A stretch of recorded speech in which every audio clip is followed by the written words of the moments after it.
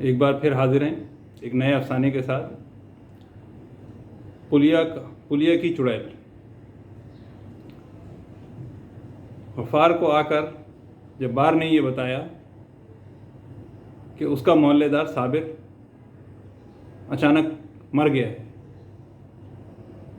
गफ्फार ने जब्बार से पूछा कि कैसे मर गया है। जब्बार ने कहा कि पुलिया वाली चुड़ैल ने मार दिया। गफ्फार ने कहा कि पुलिया वाली चुड़ैल ने मार दिया, तफसील से बताओ मुझे। उसने कहा कि साबिर रात को नाइट शिफ्ट की ड्यूटी करके घर लौट रहा था। जब वो पुलिया पे पहुंचा तो अंधेरा था, लाइट गई हुई थी। तो सामने से सर्दियों के दिन होने की वजह से सन्नाटा था। सामने से जो है वो साइकिल पे एक मूंगफली वाला आ रहा था। साबिर ने उसको पैसे दिए और मूंगफली ली। उसने मूंगफली के बजाय साबिर के हाथ पर बकरे के खुर रख दिए। साबिर समझ गया है कि ये पुलिया वाली चुड़ैल है जो मूंगफली वाले के रूप में आई है। वो बेतहाशा भागा घर की तरफ। जब वो अपनी गली के कोने पे पहुंचा तो एक साहब से टकराया। उन साहब ने पूछा कि साबिर क्यों भाग रहे हो। साबिर ने जो है उसको पहचान लिया, वो मोहल्लेदार ही था। साबिर ने उसकी पूरी तफसील सुनाई और जब हाथ फैलाया तो उसने भी खुर रख दिए। साबिर समझ गया कि वो चुड़ैल जो पहले मूंगफली वाले के रूप में थी वो अब मेरे मोहल्लेदार के रूप में आ गई है। वो फिर भागा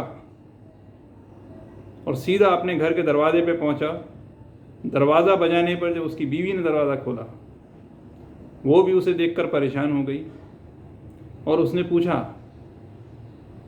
कि क्यों घबराए हुए हो, क्यों परेशान हो, क्या हुआ है। साबिर ने उसको मूंगफली वाले का वाक़या भी बताया और मोहल्लेदार का वाक़या भी बताया और बताते हुए आखिर में जब हाथ फैलाया तो बीवी ने भी खुर रख दी। साबिर समझ गया कि अब चुड़ैल जो है वो बीवी के रूप में आई है। वो वहीं दरवाजे पर गिरा और उसकी मौत वाक़ई हो गई। ये तमाम तफसीलात जब्बार ने गफ्फार को बताई। गफ्फार ने कुछ सोचते हुए कहा कि ये 3 कैरेक्टरों के दरमियान ये पूरी कहानी चली है।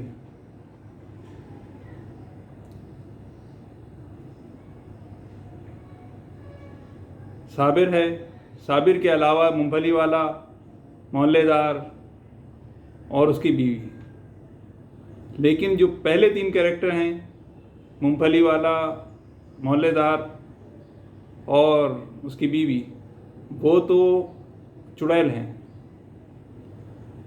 और दूसरा कैरेक्टर है साबिर। तो ये पूरी तफसील स्टोरी साबिर ने मरने से पहले सुनाई, ये चुड़ैल आके सुना कर गई है। कैसे पता? ये था इस कहानी का अंजाम। शुक्रिया।